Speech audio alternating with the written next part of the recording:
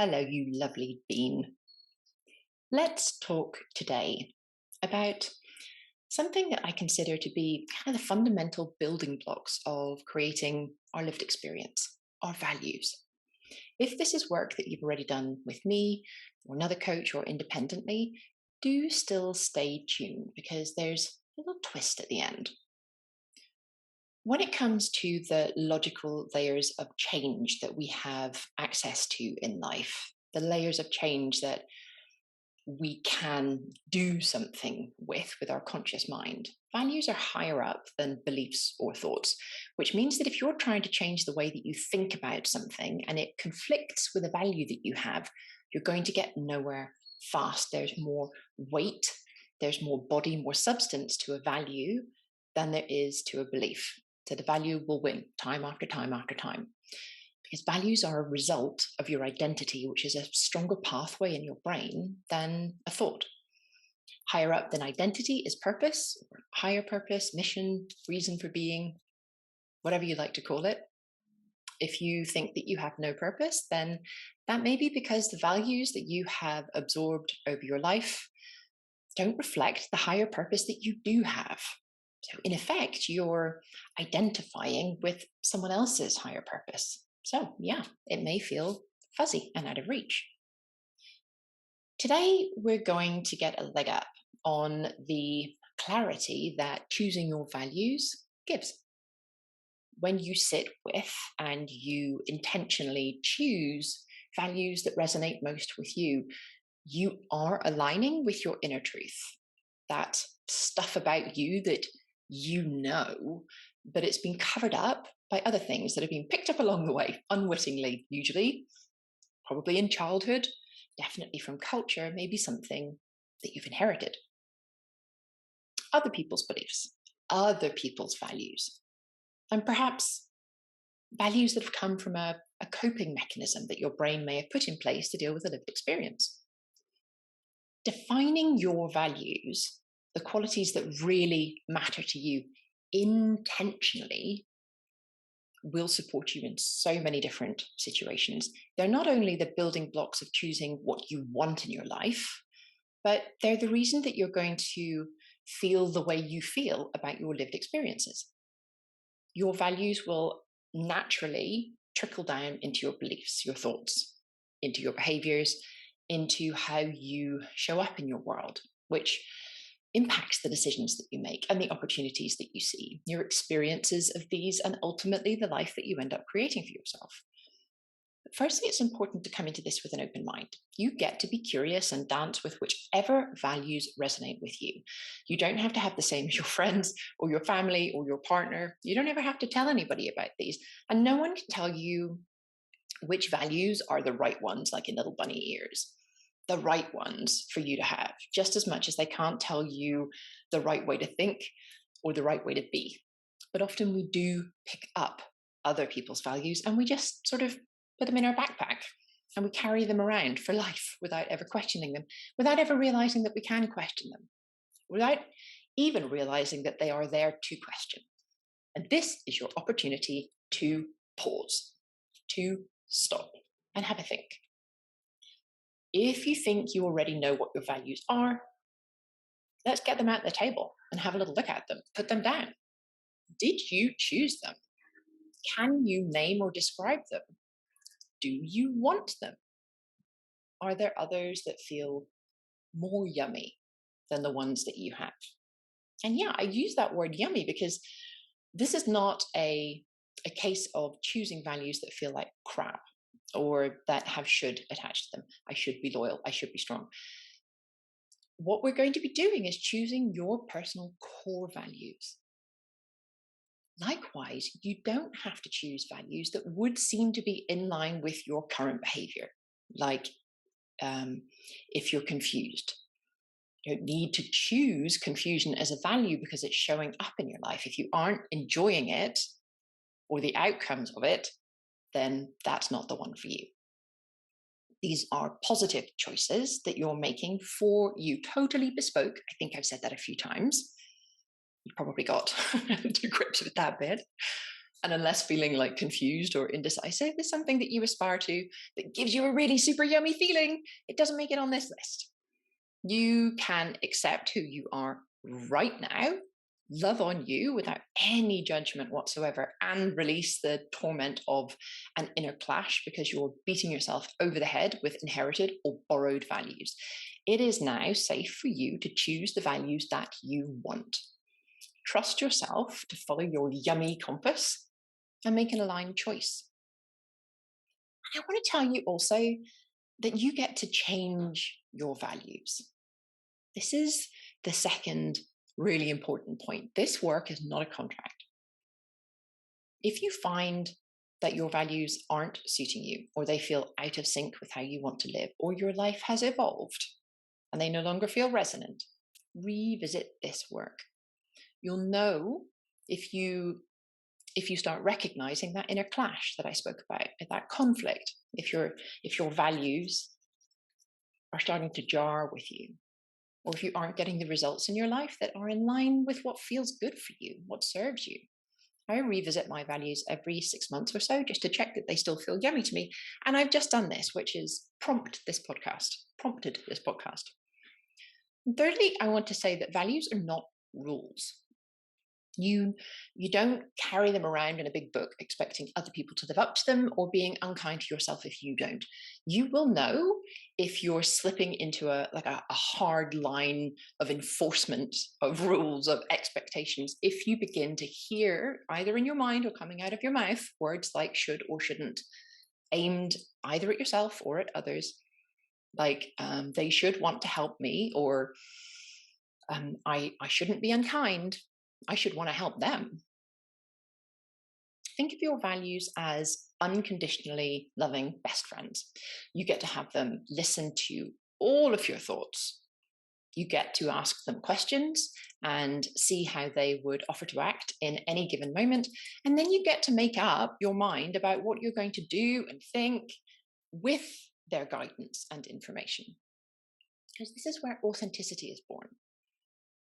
This is how you'll never have to wonder if you're making the right choice or behaving in the right way, to be honoring yourself when your intentional values are a reflection of your intentional identity, and you're turning to them as friends when something doesn't feel right, or if you're starting to feel confused, if you don't know how to behave, how you want to behave that's in line with you in a certain situation. Then you get to turn to your values. They are something you can filter all the different options for what you can do through. You're like, okay, Sally, how's that going to work then? Here's an example. If I'm faced with a situation and I'm caught up in a reaction, either a body reaction or my brain is cascading with catastrophic thoughts, I take a pause. I can take a breath and I can ask some simple questions.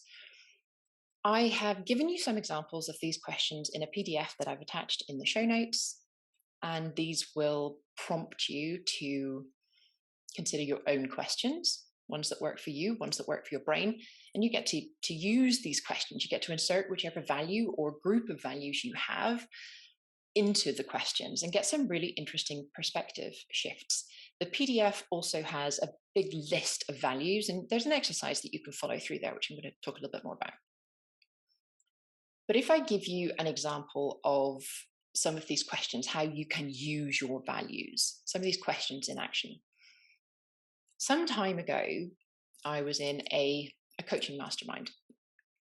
And as part of this mastermind, we swapped peer coaching, which helps increase skill. You learn from other coaches, you get exposure to lots of different coaching disciplines and strategies. And I had one of these swaps organized, and I was stood up. Normally, that's not so much of a thing. I can read a book, I can get on with some work, I can have a nap, generally get on with the things that I enjoy doing. The thing is that I was the only person in this mastermind in the UK, which meant that there was a big time difference between me and the awake times of everybody else, which meant that I often had to stay up well beyond my fairly modest bedtime to facilitate these swaps. And so it was with this one. I'd stayed up late and I was already tired. And when I was the only one in the Zoom room after 15 minutes, I got grumpy. But because I have my values, even when I'm tired and grumpy, even if I'm headed down a rabbit hole of resentment or irritation, they're my guide back to me. I have them to show if my thinking and my behavior is in line with who I choose to be, who I intentionally choose to be. And so I thought about one of my values, which is love. And I asked, what would be the most loving thing that I could do for me right now? My answer to that was actually to allow myself to be grumpy and annoyed, to allow my feelings, to allow me to experience this feeling of grumpy and annoyed, to not judge myself. And then I could let them process and clear. And then the next most loving thing that I could do was to clear my mind, go to bed, get some sleep. My next question was, what would be the most loving thing that I could do for them right now, the person who hadn't showed up for this swap? Well, the most loving thing that I could do would be to care about them, to make sure that they were okay, to give them the benefit of the doubt. I had no idea why they missed the call. So I decided to email them to see if they were okay. This is also a loving thing for me because I believe it's important for people to know that they were expected somewhere if they haven't showed up, not in an attempt to shame them, just so that everybody's clear on the circumstances. Okay, so how can I write to them in the most loving way? Well, before I wrote, I decided that I was going to focus on feeling love for that person, not love for the situation I found myself in, but for that individual. So I closed my eyes and I pictured them and I wished them well. I hope that they weren't in any pain. I hope that they were okay. I loved them from afar. And then I wrote the email saying that I'd waited and now I was closing the Zoom room. My final question was, how can I let myself receive love in this moment? You see how love as a value is just being inserted into these questions. It could be any value that's inserted. How can I let myself receive love in this moment? I thought for a second, and then I texted my husband, who was already asleep. That's why I texted him. We don't normally communicate by text. Well, sometimes. To let him know that when he woke up and he read it, that I'd be lying in the next morning and I was sleeping in the spare room. And I got to work on how to not feel guilt around that, both in the moment as I made that decision and the next day. I was thinking ahead now to the next day, the next morning when I'm in bed and the kids get up and there's the normal kind of hubbub that goes on in a house. And then when I went to bed, I took a moment to put on some nice smells, some little scent, sleep-inducing scent on my wrists, which was something that I was really able to soak into and enjoy before I nodded off. Now, all of this took seconds. It's taken longer for me to explain it to you than it took in real time. Seconds. And it simply empowered or embodied something that I would have done already with my value of love. I would have written to the peer who didn't show anyway, but this way it was from love rather than from irritation and annoyance and tiredness and grumpiness. I would have gone to bed anyway, but this way it was actually quite a delicious appreciation and a prioritization of the quality and the quantity of sleep rather than just like a big exhausted flump. If I hadn't done this, I would have been more tired and more grumpy the following day. So that extra hour sleep in the morning made my life and my family's next day more pleasant, perhaps even a little more ease-filled than it would have otherwise been. So, but also in that moment of me prioritizing my sleep, I inadvertently showed love to my family for the following day. So I mentioned the PDF that is in the show notes of this week's episode. In that, you're going to find a list of values. It's a pretty comprehensive list. Please feel free to add more if you like. It is not exhaustive. And there may be words that carry something for you that are important for you to include within this list. As you read through them, including the ones that you write, some of the words will resonate with you and some of them won't. That's exactly as it is meant to be. Circle the ones that do, or write them out separately if you're using a screen to look at the list, and then group them. And by this, I mean choose one main header, one core value. And then you may find that under that core value, there are others that fit quite neatly, supportive values. Like, for example, to be a leader is one of my values. And under this, amongst a host of other values, I have honesty, humility, rigor, fun, imperfection. You can see how this goes. Now, you're going to have totally different choices for your core values and your supportive values.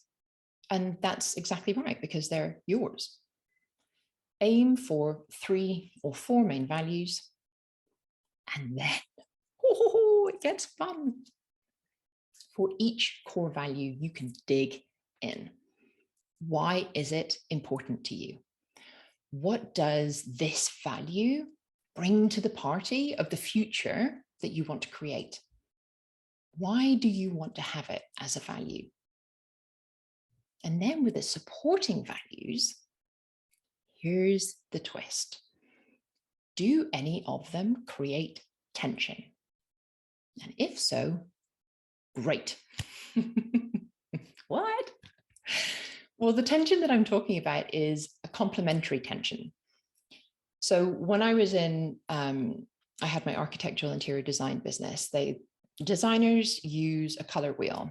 And if you have a color choice for a client that's on one side of the wheel, a complementary color is that which is on the opposite side of the wheel. It creates a sort of a dynamic nature. It's a way of breaking up one main color in a complementary fashion. It creates tension. So you could have balancing colors, harmonizing colors, but which of your values are important to, so I'm talking now about the supporting values, which of your supporting values are important to, but seem to almost pull in a different direction to your core value. So let's think about, in fact, I do have to say that this is something that I used to use with my design clients with colors, with texture, with lines and curves to keep a design dynamic. But this recently got brought back to my attention by Simone Sol, who talked about using it as an addition to a value compass. And I thought it was an excellent and brilliant addition, which is why I'm bringing it to you here. But the idea is that each of your core values, each of those qualities, it almost has like a yin yang within it, where both the yin and the yang are in your best interest. Both are healthy qualities that serve you, but your chosen or your core quality has Simone called it a mirror quality, but how my brain thinks about it is like a tension quality. You know, like if a tent rope was only attached on one side, the tent would be a bit flappy. But if the rope is attached also on the opposite side, if it's tied into the ground on the opposite side too, there's more tensile strength, there's more stability. So an example of this could be a core value of love. Perhaps the tensile value could be boundaries or accountability. Now you may think, hang on a minute, because like the opposite or the other side of love is hate. Well, okay, but you wouldn't, I assume, want to have hate as a value or as a supporting value. Remember, we are choosing friends for you. We are choosing values that you can filter things through, those that provide you service. So if I look back at love, you can see that if I'm heavily leaning into that, I feel absolutely wonderful. I'm just love on everyone, love on me, love absolutely just unctuous, but I may forget or abandon or miss looking at my boundaries. I may be more tolerant of behavior that I wouldn't normally tolerate. But equally, if I'm heavily on that boundary side, if I'm reinforcing boundaries, perhaps I could do with a dash of love in the mix. So you can see how each of these values, your core value and your tensile value, they both support you. Other examples could be vulnerability or authenticity, and a tensile value of protection. You can see, again, how each would support the other.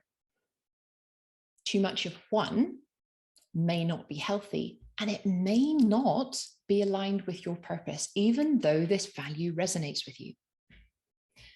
So in the PDF in the show notes, you have all of this information. You don't need to remember it.